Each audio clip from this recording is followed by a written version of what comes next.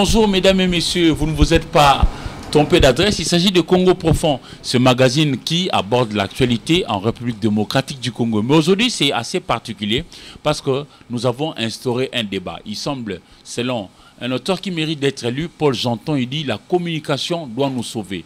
Là où s'est arrêté les langages politiques, en tout cas les langages sociaux devraient prendre leur relais. Alors nous avons le bonheur de recevoir pour vous deux acteurs qui l'un est cadre au niveau de Force du Progrès, allié à l'UDPS, Union pour la démocratie et le progrès social, Maître Aaron Niemba Lunyongo, à qui je dis bonjour. Bonjour. Et puis, il n'est pas seul. Face à lui, il y a un autre cadre, cette fois-là au niveau de l'Amouka. Il s'agit de Maître Jonathan Mbele, qui lui est de l'Amouka, à qui également je dis bonjour. Bonjour, cher Eric. Alors, l'actualité au pays, d'abord, c'est le fait que tous nous sommes allés à l'école. Si nous arrivons à vous parler là, c'est parce que tous avions été quand même à l'école. Et un autre auteur qui mérite d'être élu, Victor Hugo, Misérable 1, 2, 3, il dit, quand on ouvre une école, c'est une prison que l'on ferme. Mais hélas, l'article 43 de la Constitution en vigueur en RDC consacre la gratuité de l'enseignement primaire dans les réseaux officiels. Mais seulement, tous les enfants congolais ne vont pas, en ce moment-ci, à l'école. Qu'est-ce que ça vous a fait? Parce qu'il y a blocage, Maître Aaron Lunyongo. À cause, semble-t-il, de l'arrogance du ministre qui vous est proche, Tony Mwaba, il y a eu blocage. Certains enseignants disent être en grève, pendant que lui, le ministre, le patron du secteur EPST, enseignement primaire, secondaire et technique, dit il n'y a pas de grève, il y a plutôt un mouvement anti-gratuité. Ça vous fait quoi que de voir certains enfants devenir même ministres des télécommandes dans deux maisons? C'est regrettable. C'est regrettable parce qu'il y a de la mauvaise foi. De qui? De la part du banc syndical, tout simplement. Il y a une procédure à respecter en matière syndicale. Et cette procédure-là n'a pas été respectée, en l'occurrence. C'est la raison de l'attitude du ministre des tutelles, qui se justifie d'ailleurs. Mais de là qu'on commence à supputer, à politiser cette question, c'est aussi les grands malheurs de notre pays. C'est très déplorable et c'est très regrettable. Vous dites que l'attitude du ministre se justifie pendant qu'il s'agit de la formation de nos enfants, futur capital humain censé relever les défis de cette nation. Qu'est-ce qui, selon vous, justifierait l'attitude du ministre qui, lui, dit que forcément il n'y a pas de grève? Pour lui, on peut rajouter de l'argent aux députés, aux ministres, je ne sais pas à qui, mais pas aux enseignants. Nous avons suivi, M. Rick, il y a eu un supplément dans les salaires du ministre, même si c'est minime. J'ai entendu parler de 40 000 francs qu'on a rajouté au salaire des enseignants. Vous voulez dire? Oui. Voulais-je dire. C'est considérablement minime. Minime ou pas, c'est un rajout. On fait avec le moyen de bord. Ne rien faire, c'est là où on serait taxé de tous les maux. Mais si nous fournissons certains efforts pour que les choses aillent de l'avant, le minimum, c'est de les reconnaître. Et si on doit réclamer un droit, il y a une procédure pour le faire. La loi est claire par rapport à ça. On ne se lève pas un matin pour syndiquer de n'importe quelle manière. Il y a une procédure à respecter, à suivre. Les bancs syndicales doivent se conformer à la loi. Ok, on retient quand même que quand il faut gratifier les députés nationaux qui ont fait basculer la majorité pour votre compte, facilement, ils ont chacun une Jeep de 50 000 $ américains. Mais quand il s'agit de donner à celui qui nous a tous ouvert l'esprit à connaître comment on écrit la lettre A et à s'en servir, non, là, vous exigez... Je pense qu'il ne faut pas vendre de l'illusion aux gens qui nous suivent. Vous êtes un journaliste de renom, sans complaisance, sans flatterie. Il faut dire les choses telles qu'elles sont, telles qu'elles se présentent. La situation qui prévaut aujourd'hui n'a pas été autre. Il y a 10 ans, 5 ans, 20 ans, que sais-je. Nous sommes aux affaires, nous faisons un effort de faire avancer les choses. Et nous aimerions beaucoup être reconnus pour ça. Si à tout moment on doit casser les sucres sur notre dos parce que ça dérange et ça nous démotive quelque part. Ok.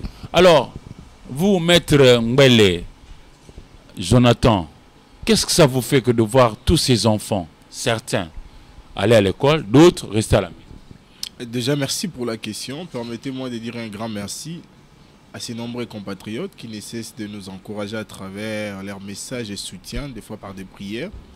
Parce que le combat que nous menons aujourd'hui pour sortir le Congo de l'engrenage de la médiocrité et de l'incompétence, c'est un combat qui mérite le soutien. En tout cas, grand merci à eux partout où ils sont à travers la République. Vous avez tous compris que mon ami estimé Aaron a manqué de mots. Il a manqué de mots simplement parce qu'il n'en a pas. Et s'il n'en a pas, parce qu'il ne connaît pas la situation. La situation de l'EPSP, c'est au fait, comme je l'ai dit ces derniers temps, le monsieur Mwaba est en train de payer les karmas de ses actes. Il y a une année maintenant, c'était le seul, pour ne pas dire l'unique, qui s'était levé pour combattre la personne de Bakonga. Pas la gestion de Bakonga, mais la personne de Bakonga. Voir les scènes des réactions de parents, des enseignants et même des élèves m'a rappelé l'entrée musée. Lorsque Mouzé est entré, c'est l'unique fois où moi j'ai vu les élèves être dehors pour demander à ce que les parents soient bien payés pour les envoyer à l'école. Mais là, je revois encore cette scène où les enfants sortent, pas pour demander que les parents soient bien payés, mais pour demander qu'un ministre puisse lever son arrogance. Pourquoi je l'ai dit? On parle de droit à la grève. La constitution que moi j'ai votée, Caron n'a pas voté, parce qu'il faut dire l'IDPS et CELE n'ont pas voté. Il y a deux articles, 38-39, qui garantit les droits à la grève. Et ces droits à la grève est conditionné par des préalables. Primo, il faut annoncer les objectifs de la grève. C'est connu, respecter l'accord Bibois que vous avez signé en 2019. C'est même pas M. Kabila. Dans cet accord, il est dit que l'enseignant devait voir son salaire être majoré. Là, il a parlé de la prime de brousse. Pour les enseignants de l'intérieur, on ajoute 40 000. Pour ceux de qui sont dans 10 000. Ça n'a rien à voir avec l'augmentation. C'est la prime de brousse. Et même le ministre l'a répété. Deuxièmement, il faut prendre soin de plus de 30 000 NU. Des frères congolais qui enseignent depuis 20, 10, 15 ans, qui ne sont pas mécanisés et qui ne touchent pas l'argent de l'État. Deuxièmement, il faut construire des infrastructures. C'est ce que demandent les enseignants. Ce sont les 3 leitmotivs. Ils sont d'accord pour enseigner, mais pas 200 élèves dans une salle de classe. C'est en fait ça la réalité. Et les droits à la grève conditionnent la préavis ou le préavis de grève.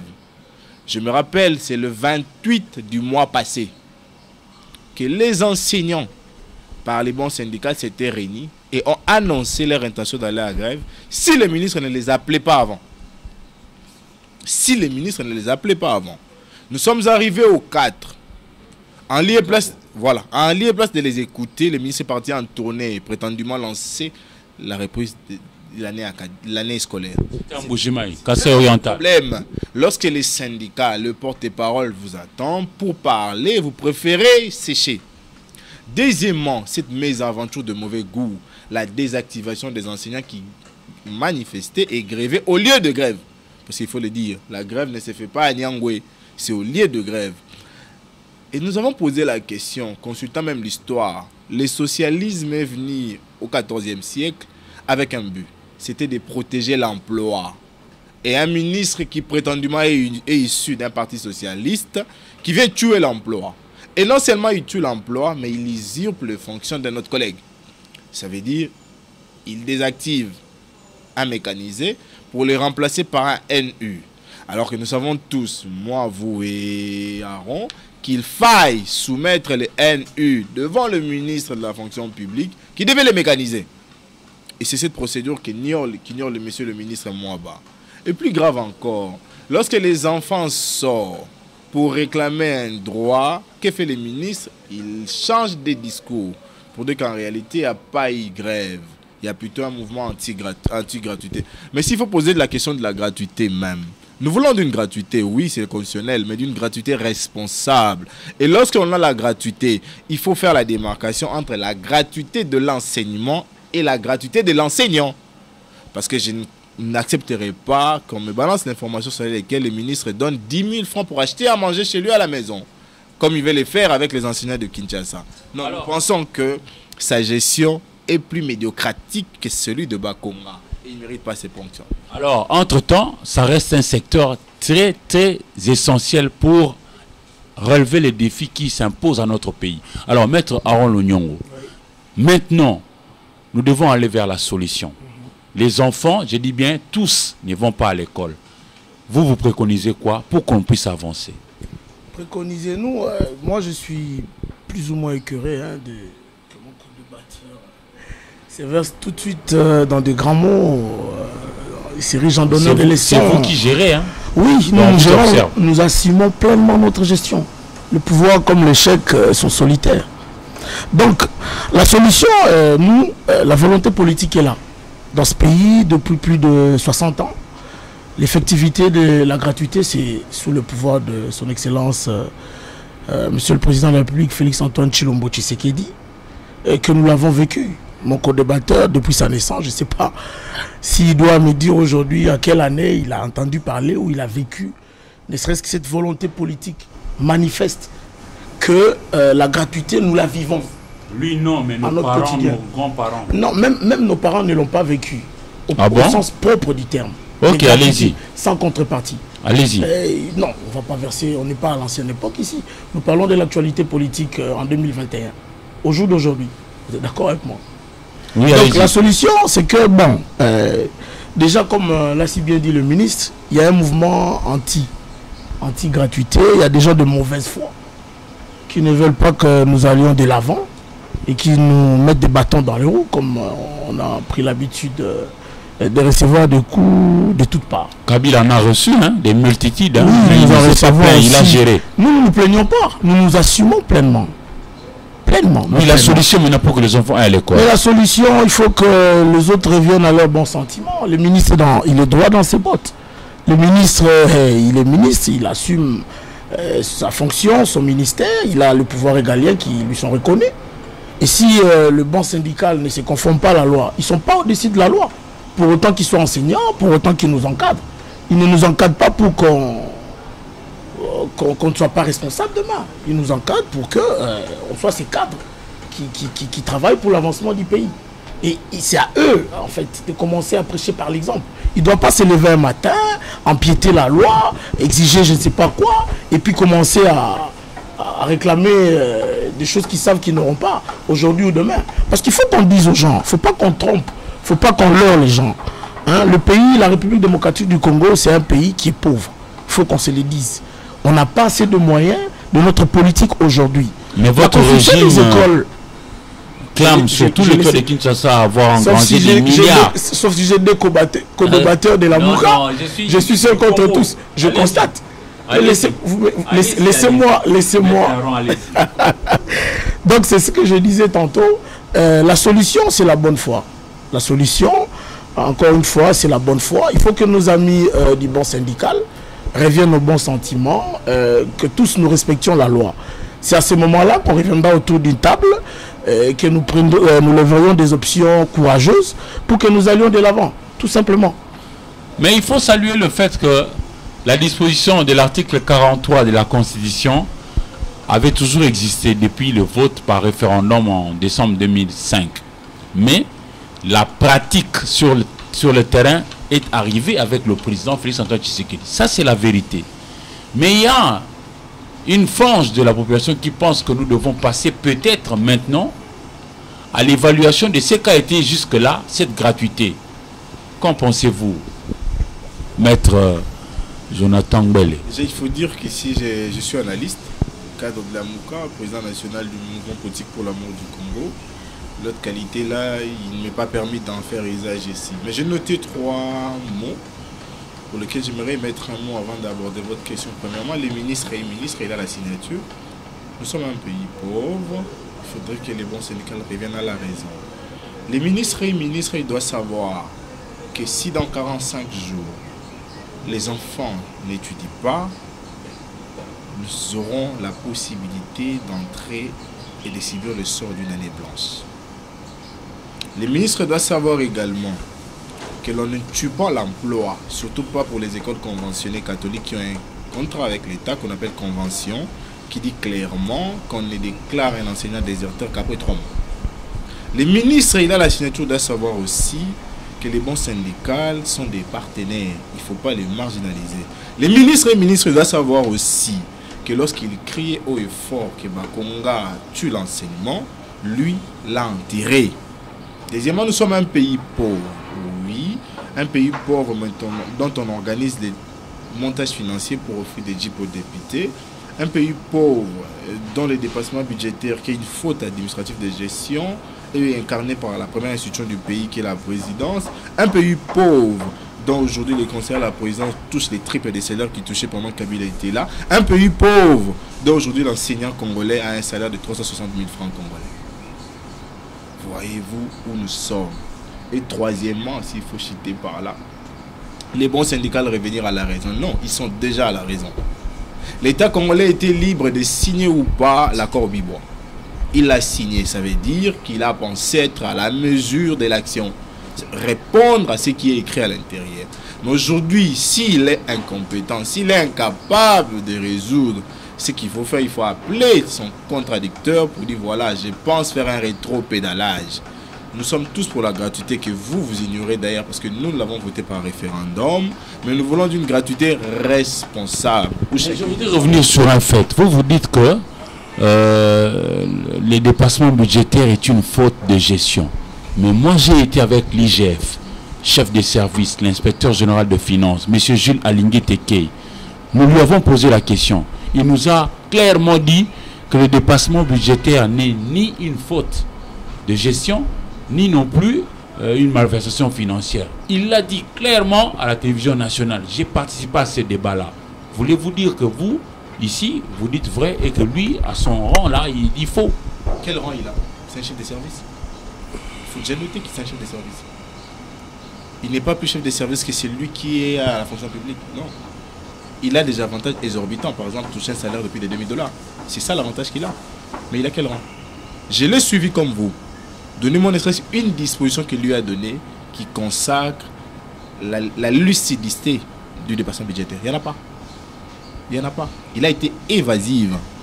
Moi, je m'assume. Je dis que c'est une faute administrative de gestion. Je le prouve. J'ai besoin de 400 000 $ pour tenir pendant un mois. On dit, bon, ça va, on te donne 500 par prévisibilité. Arrivé pour ces un mois-là, vous êtes au-delà de 500, on dira quoi? Vous avez été prévisible ou pas? C'est la question. Vous n'avez pas été prévisible. Et lorsque vous n'êtes pas prévisible, vous commettez quoi? Une faute. Je prends un cas précis, M. Mbele. Nous sommes en train d'évoluer au courant de l'année. Le 22 mai 2021 arrive ce qu'on appelle l'éruption volcanique au niveau de Goma. Ce n'était pas prévu, une catastrophe naturelle. Même si vous aviez prévu 100 francs pour gérer la ville de Goma, il y a de quoi qu'on vienne au niveau du dépassement. Monsieur Eric, j'ai un argument qui peut-être va vous secouer. Le ministère des Affaires sociales a une cote-part au budget. Est-ce que vous savez que les ONG et associations ont droit de recevoir une cote-part de la part du ministère des Affaires sociales? Cet argent-là sort et elle est prévue dans la loi des finances. Nous avons un ministère qu'on appelle de la recherche scientifique qui a également une cote-part au budget national. Nous avons un ministère qu'on appelle des hydrocarbures qui également a une cote-part. Si l'on fusionne le tout, est-ce qu'on peut être irresponsable devant la catastrophe naturelle? C'est faux. D'autant plus encore, pendant l'exercice, nous exécutons le budget et nous mobilisons. Ça veut dire que nous pouvons suppléer, non seulement dans la lignée de la loi des finances, mais également dans ce que nous mobilisons. Plus grave encore, la loi des finances donne la possibilité d'aller vers les lois de réduction des comptes. Ça veut dire qu'on peut piquer à l'enseignement. S'il en restait quelque chose, on met dans les affaires sociales. Et l'année passée, il y en avait eu 7. 7 lois de réduction des comptes au total. Donc nous comprendrons que soit il y a cette volonté manifeste animée par M. Alinguete de protéger ceux qui sont auteurs de cette faute administrative, soit il ignore ce qu'il fait. Alors, Aaron Niemba, Oui. eux ils pensent que vous encouragez la gabegie financière. Vous écoutez ces arguments par rapport à la manière de gérer tout l'argent généré par la République. Ils vous accusent d'encourager, d'entretenir une gabegie. Comme toujours, on nous accuse sans preuve. Moi, je note ce qui suit. Je note que l'IGF a tenu une conférence de presse avec votre ministre des tutelles, son Excellence Patrick Mouyaka Temboué. Et au cours de cette conférence de presse, j'ai dû noter que grâce à l'action de l'IGF, la République démocratique du Congo capture des ressources financières assez importantes, de l'ordre de plus de 400 millions au jour d'aujourd'hui. Je n'ai pas les chiffres exacts, je ne vais pas me verser dans les chiffres. Mais déjà que depuis la création de l'IGF, si ma mémoire est bonne, autour des années 1987. 1987, oui. Ça fait plus d'une trentaine d'années. C'était une coquille vide, c'était un oxymore, l'IGF. Et M. Alinguet est beaucoup revenu sur le fait que le travail s'abattait. Il y avait des rapports qui étaient pendus, mais qui s'est limité dans des tiroirs de responsables. Au jour d'aujourd'hui, on a un service public qui fait son travail, qui décourage les détournements des deniers publics, parce qu'au jour d'aujourd'hui, l'une des causes majeures, si pas fondamentale, qui empêche l'élan du développement de la RDC, c'est entre autres les détournements, qui est devenu quasiment une culture pour tout acteur politique qui accède au poste de responsabilité. Le premier réflexe, c'est bon, c'est mon tour, il faut que j'aille me servir aussi. Et c'est ce qu'il faut qu'on combatte. Et lorsque vous avez en face de vous quelqu'un qui estime que rien n'est fait, bon, on est en démocratie. Les voix dissonantes sont toujours bienvenues parce que c'est du choc d'idées finalement que j'ai la lumière. Mais pour ce qui nous concerne, nous faisons le travail qui est nôtre aux affaires. Et l'IGF produit des résultats qui sont reconnus non seulement au niveau national, mais au niveau international aussi. Parce que les institutions du Bretton Woods, aujourd'hui, nous cotent bien vis-à-vis de l'action de l'IGF. C'est ce que moi je retiens, tout simplement. Mais encore faut-il être bien coté par sa propre population. Alors ça, c'est vraiment un devoir pour nous tous, d'ailleurs. Alors, on passe à un autre sujet. C'est-à-dire que nous devons honorer aussi les rendez-vous de 2023. Il faut aller aux élections. Mais pour arriver aux élections, il faut déjà enclencher la machine bien avant. Mais pour trouver les animateurs au niveau de la future CENI, Commission électorale nationale indépendante, il a fallu des conciliabules, des pourparlers de tout genre. Et in fine, le président de la République, après l'entérinement au niveau du Parlement, venait de promulguer la décision qui a d'ailleurs mis en place M. Denis Kadima comme successeur de Corneille Nangaa Yobeli. Comment est-ce que vous, au niveau de votre plateforme politique, vous avez accueilli cette promulgation? Mbele Jonathan.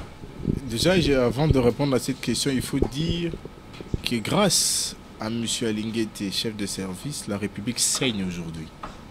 Vous conviendrez avec nous qu'avec son histoire de patrouille financière, qui a conduit à des rapports qui semblent être ignorés par la justice, aujourd'hui la République paye pour plus de 12 entreprises publiques 2 mandataires, des actifs et de passifs.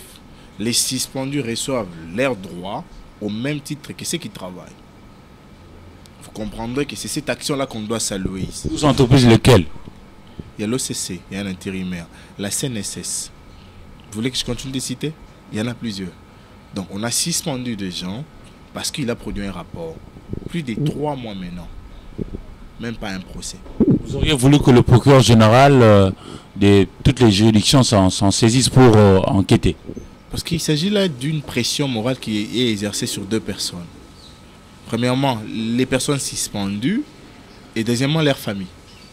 On t'a suspendu parce que tu es présumé être détourneur. Après 3 mois, dites-moi j'ai détourné quoi, comment et où? Et s'il faut compter les sorts que connaît les trésors publics aujourd'hui, je vous dis, on paye et les actifs et les passifs. Ça dérange. Venons à la session des élections. En fait, ce n'était pas une surprise pour moi personnellement. Parce que je ne cesse de les dénoncer depuis maintenant plus de 6 mois. Une dictature aux allures mercantiles, avec une brutalité exagérée, ça n'est installé au Congo. Vos mots sont forts. Parce que les réalités les traduisent. Je vous donne un cas. Un magistrat qui a atteint un niveau qu'on appelle la sommité, la Cour constitutionnelle, se voit être rétrogradé pour aller à la Cour de cassation. Comment vous expliquez ça? Comment vous expliquez ça? En son temps, il était là où on appellerait le CCM, Conseil supérieur de la magistrature. Mais après, il descend. Je vous donne notre cas. On a nommé à la SONAS sans que les propositions passent par le Conseil de ministres. Vous voulez un autre cas? Allez-y. Il y en a beaucoup. Aujourd'hui, la RDC est victime d'une disqualification avec nos léopards d'armes parce qu'un ministre a oublié qu'il devait être au bureau signer un document. C'est en fait des réalités de la dictature. ça ne les préoccupe que lorsque c'est eux. Lorsque les autres, ils n'entrent pas. Mais ce cas Dima arrive dans un contexte dont la forme est largement biaisée. Primo, en 2019, M. Kafouta a été lié à la tête de l'RSC pour un mandat de 5 ans, de réveil du Congo, même s'ils ne sont jamais réveillés. Voilà, pour un mandat de 5 ans. Son élection ou leur assemblée générale a été prise, ou encore on a pris acte de cela par le ministre Kankonde. Aujourd'hui, il y a un monsieur qui dit qu'il est également le représentant légal. Sans un document qui prend acte de son élection. À Dodo Kamba. Oui, il l'a fêté, il semblerait, hier en Europe. C'est 50 ans d'âge. Aujourd'hui, s'il faut revenir encore en arrière, les musulmans. Cheikh Tidiondo bat aux élections Mangala. Mangala siège. Au prix de quoi? Lorsque l'on célébrait le 1er janvier de cette année, 2 personnes se sont retrouvées à la cité de l'Union africaine. M. Kamba et M. Kafouta. Lorsqu'il fallait prendre la parole, on a donné à M. Kafouta le protocole de la présidence. On dit que c'était lui le représentant légal. Mais qu'est-ce qui fait qu'il a présidé ou il a engagé cette confession-là auprès de prélats? C'est un problème. Deuxièmement, la charte même qui régente les confessions religieuses parle de l'autorité qui engage. Et ça a été relayé par les citoyens Mokambi dans sa correspondance adressée à Mme Mabunda pour dire que je ne pouvais pas entériner M. Malunda parce qu'il était héritier d'un procès verbal signé par une personne qui n'avait pas qualité. Actuellement, il y en a 6 qui n'ont pas qualité. Deuxièmement, parce qu'il n'était pas le fruit du consensus. Voilà. Et troisièmement, on n'investit pas une personne, on investit l'ensemble de l'équipe. Et maintenant qu'on a investi une partie de l'équipe, devons-nous dire que sa correspondance corrobore avec ce qu'il a dit le vendredi dernier? Je note seulement qu'une personne s'est décidée de nous vendre son image comme étant une personne qui n'a pas de parole. Mais entre-temps, le pays est appelé à avancer aussi, hein, parce qu'on leur a accordé plusieurs fois la possibilité de s'entendre, mais jamais. Le pays doit avancer, nous devons aller aux élections. Nous qui voulons les élections, nous sommes prêts, prévenez, nous mobilisons et nous implantons nos partis. Et qui gouvernent. Sortons la loi de finances 2019. Présentez-nous les codes par aller aux élections. Il n'y en a pas. La loi de finances 20, il n'y en a pas. 2020. 21, il n'y en a pas. Prétendument dans le 22, il y en aura. Je n'ai pas encore eu lecture de cette loi de finances. Vous comprenez? Vous n'avez pas encore lu la loi, mais vous dites qu'il n'y a pas, il n'y a pas. J'ai suivi les ministres lors de ces débriefings-là qui disaient qu'on a prévu cette fois-ci. Donc vous pensez qu'en 2021-22, là vous allez avoir de quoi mettre de côté pour les élections et nous rassurer pour aller aux élections. C'est là le problème. Et puis qu'est-ce qui a été reproché à Kadima? C'est l'éthique. Eric, nous pouvons tout perdre par l'éthique. L'éthique est liée à l'être. Merci beaucoup de vos arguments, mais il va aussi réagir. Monsieur Aron, on vous accuse de partout, hein, que vous ne mettez pas de côté l'argent suffisant pour honorer les rendez-vous de 2023. Alors quoi, entre-temps, moi je suis en train de noter que nous devons aussi avancer. Par-dessus tout, nous devons avancer. Oui, monsieur Eric, nous devons avancer. Tout avant que je ne puisse aborder la question que vous me posez, il m'est loisible d'essayer de revenir un peu en arrière. Oui, allez-y. Pour essayer de recadrer les choses par rapport à mon illustre co-débatteur, qui donne l'impression à notre population, notre pauvre population, que la Mouka ne veut pas que les pays aillent de l'avant. Parce que l'IGF a quand même un travail qui est considérable, qui est, je dirais moi, qui joue le rôle du gardien des ressources financières de notre pays. Et ignorer, balayer du revers de la main ces efforts dénote de la mauvaise foi qui n'est pas bienvenue. Un homme d'État, hein, c'est pas un politicien. Deuxième chose que j'ai notée, il a évoqué des gabégies ou Seigneur Blanc, parce qu'il y aurait des suspensions, des gens qui seraient payés, des cadres, je sais pas, du portefeuille ou des établissements ou que sais-je. Je rappelle à mon illustre co-débatteur que la suspension, c'est une mesure conservatoire. Suspendre quelqu'un ne présuppose pas à révoquer cette personne. En quoi est-ce qu'on empêcherait à cette personne, puisqu'il n'est pas encore établi, effectivement, qu'il a détourné ou pas, de lui priver de son salaire? Mais pas au-delà de 3 mois, il faut prouver quand même. je m'en tiens à ce qu'il a dit et je réplique par rapport à ça. C'est comme j'ai dit au début, j'ai 2 co-débatteurs de la Mouka, non. 2 co-débatteurs. Non. Je prends à témoin la population congolaise.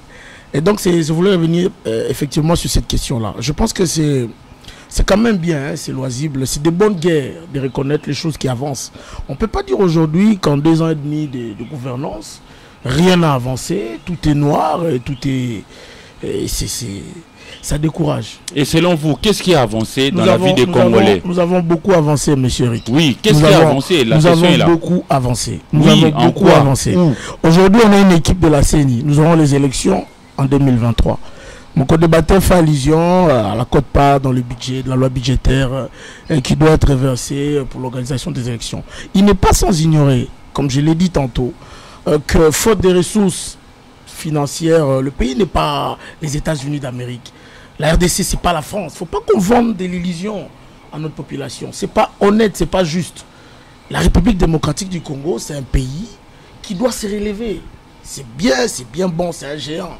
On est un scandale géologique, j'en conviens. Mais nous n'avons pas de ressources financières aujourd'hui pour faire face à tous ces défis. Est-ce que ce n'est pas contradictoire à ce que vous avez dit là? On mobilise beaucoup plus qu'hier, oui, mais en même temps on mobilise beaucoup parce que le détournement... Avant, sous Kabila, fils, Joseph, par an, selon le professeur Luzolo Bambi, par an, nous perdions plus de 15 milliards de dollars. Et aujourd'hui, nous en perdons combien? Non, je ne veux pas... on ne va pas se titiller pour ça. Nous parlons des faits. Avant, il y a 15 millions, il y avait une évasion fiscale de plus de 15 milliards. 15 milliards, pardon. Je m'excuse, c'est 15 milliards. Des dollars américains. Hein. Si nous pouvons capturer ne serait-ce que 400 millions qui finit dans la poche des gens, je ne sais pas, des politiciens véreux, moi je pense que c'est un pas. Même si c'est une goutte d'eau dans l'océan. C'est déjà un pas. Oui, c'est déjà un pas, mais encore faut-il que ça profite aux Congolais. C'est pas faux, vous dites avec un pas, il faut... C'est vrai, tout n'est pas beau, tout n'est pas... Le Congo n'est pas un paradis terrestre. Loin s'en faut. On a du travail à abattre. Il ne faut pas qu'on vende de l'illusion aux gens. Pour dire qu'on a tous les moyens, on peut tout, c'est faux.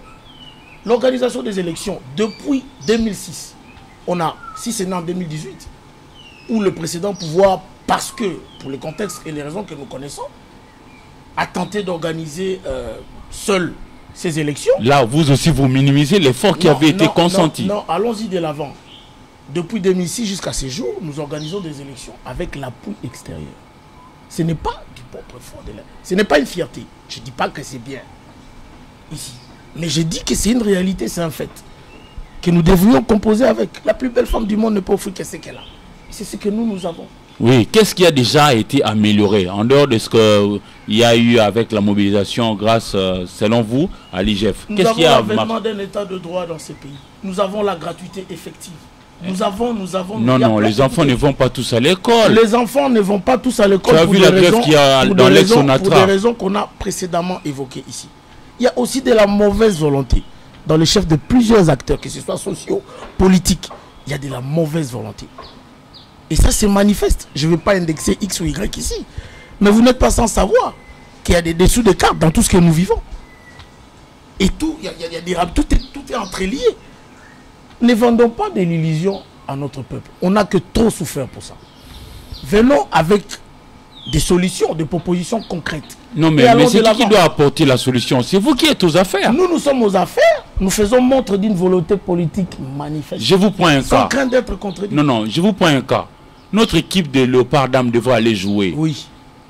Elle n'est pas allée, cette équipe-là. Oui. Et on nous a traité de tous les noms d'oiseaux, même à l'étranger. Oui. Mais figurez-vous, ça aurait été à l'époque de Ilunga et Lukamba. La mauvaise gouvernance n'est pas une instauration. N'est pas une instauration. On tuerait des gens, c'est lié à la Gouli, vilipendé, comme si c'était lui. La mauvaise gouvernance. Mais maintenant, vous ne dites rien par rapport à ce que fait Nicolas Kazadi. Pas rien. Non. Qu'avez-vous dit? La plus haute hiérarchie du pays a instruit à l'IGF d'ouvrir une enquête toute affaire cessante. L'IGF est sur le pied de guerre sur cette question.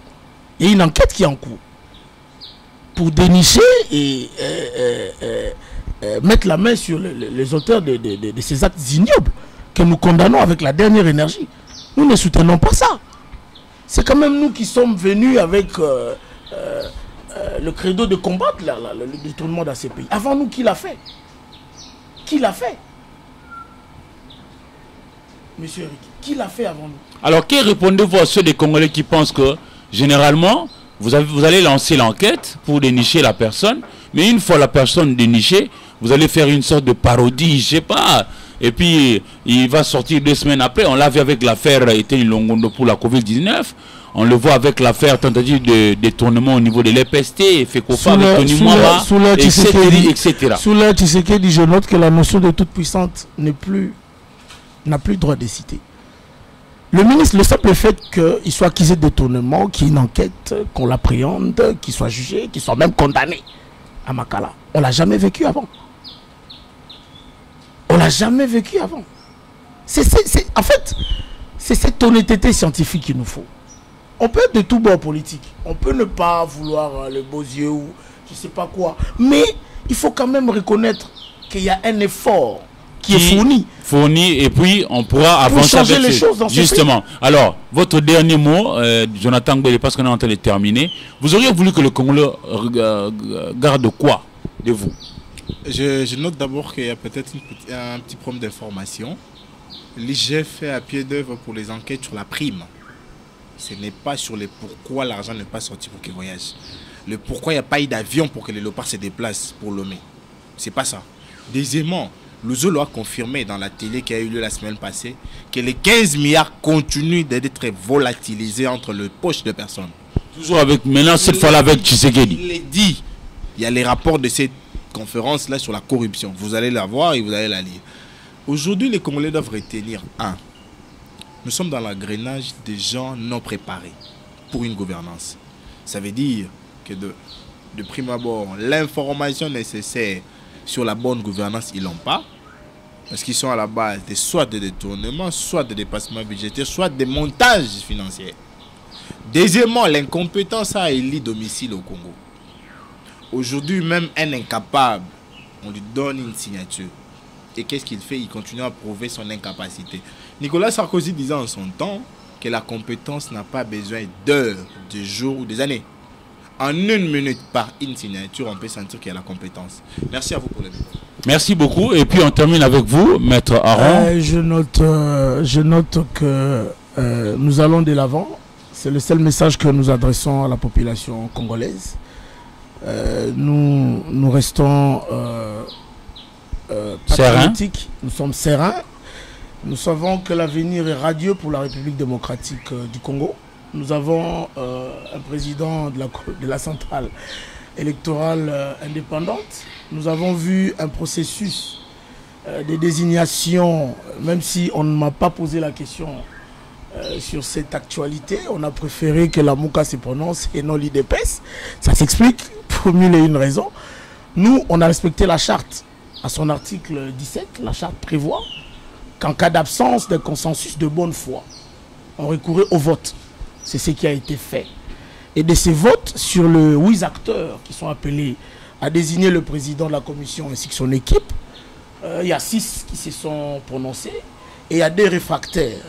C'est une jurisprudence depuis 2006 qui sont réfractaires. Le train est en marche, nous allons de l'avant. Avec Dieu et l'effort de tous les Congolais, en dépit de la mauvaise volonté manifeste de certains acteurs, nous restons sereins et droit dans nos bottes que le pays ira de l'avant. Sera meilleur qu'aujourd'hui, en tout cas. Merci, Maître Aron le Nyongo. Merci aussi à Jonathan Gbele. Mais moi, je suis de ceux qui pensent que nous, ici au Congo profond, nous prenons la mutualisation des efforts. Le papa de notre maison, République démocratique du Congo, s'appelle Félix-Antoine Tshisekedi Tshilombo. C'est lui le patron, c'est lui le président. Nous avons l'obligation de les soutenir et de mutualiser nos énergies, nos intelligences pour l'aider à réussir. Réussir, ça sera aussi le bonheur pour nous tous, Congolais. De partout où vous êtes, merci et au revoir.